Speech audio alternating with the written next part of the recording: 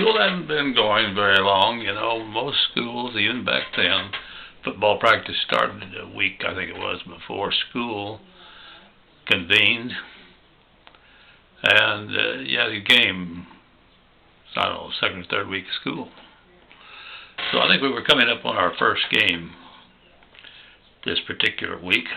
Don't remember what day of the week it was, but I was in the office. Things were pretty quiet. Things going so well. It's kind of hard to believe the discipline's a big challenge. Kids are behaving. Faculty's doing a good job. And there's a commotion in the hall. And my office had a little room in front of the little room that was the office. And I look up, and through the front, I think maybe there was a rap on the door out there. I'm not sure. But I look up, and Mr. Newman, a mature man, in view of my youth, an older man, is coming in, and he is obviously angry, and he's got a boy by the ear, and he's twisting the ear, and the boy is practically floating.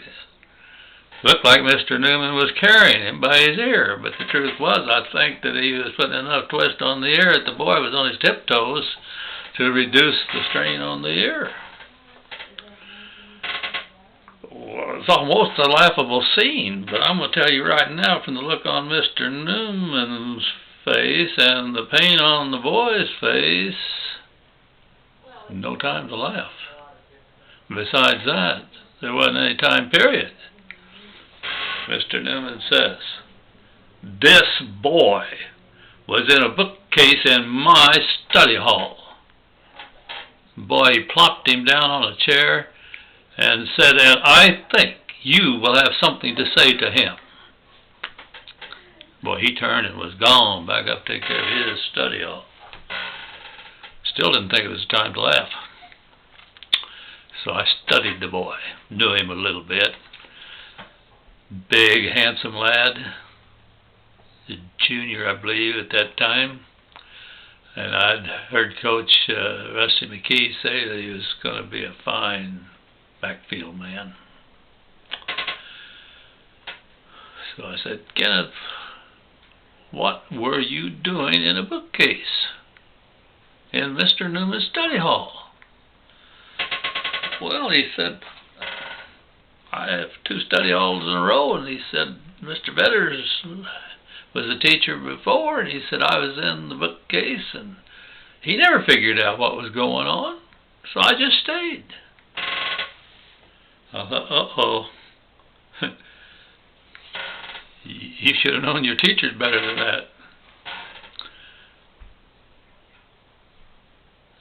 Well, I said, "I'll tell you, I don't appreciate what you did.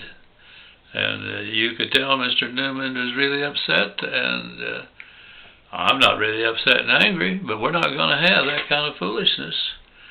And I'll tell you what, you're going to take some swats." And I don't know, I probably said 3, 4, might have even said 5. Probably did say 5. "Or you're not going to play football this week." Well, Kenneth, he didn't have to mull that over. He said, "Whoa, Coach would kill me if I don't play this week. I'll take the swats. Matter's closed, right? No problem. Kid's got a good attitude. I've got a good attitude. We'll get the swats over. It's done." But he said, "You'd better call my mom, or we'll both be in trouble." Well, I said, "I'm not going to call your mom, but here's a telephone. You call her and you tell her what's going on. Then if she wants to talk to me, we'll talk." Well, he did, and she did want to talk. And she didn't like it very much at all. But she said, if that's what Kenneth really wants to do. But she said, "You better call his dad down at the machine shop, because he's not going to like it either." So, okay. I'll say to Kenneth what his mom said.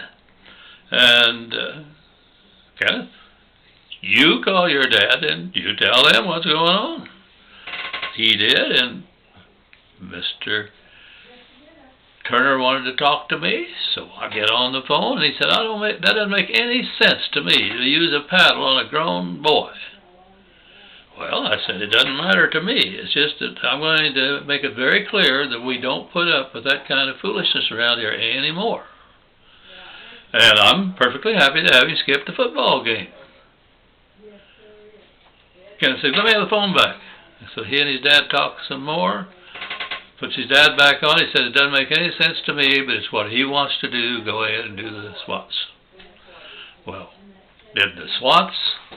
I made sure they were good ones. I'm sure they popped real good. He jumped a little. He didn't whimper or beg. There was no foolishness whatsoever. And the matter was closed. He played great in the game that weekend. And I don't remember ever having the slightest negative feeling from Kenneth to me or from me to Kenneth the next 2 years that he was there, that year and the next that he was there in high school. Those were the good old days when you could use the Board of Education and get wonderful results. I wish I could say that it had such an effect that there wasn't still that big problem to be dealt with. That would be dreaming.